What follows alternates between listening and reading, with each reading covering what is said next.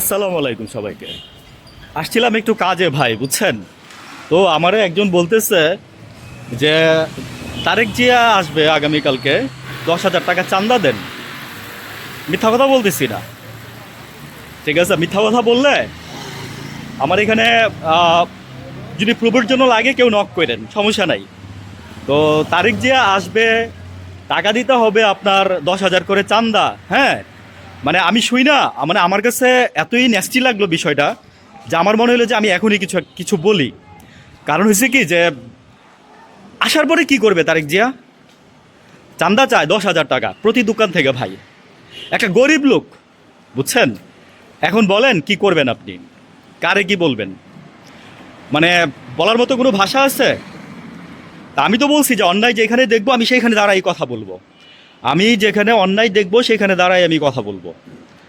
তো এটাই হচ্ছে আমার নেচার। তো যাই হোক, আমি একটা কথা বলি, কেউ চান্দা দিবেন না।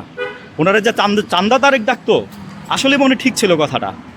কইতো না যে চান্দা তারেক। আমি আমি প্রতিবাদ করছিলাম, আমি ভুল করছি, এই যে কান ধরে মাপ চাচ্ছি, সরি, মাফ করে দিয়েন, ভুল করছিলাম।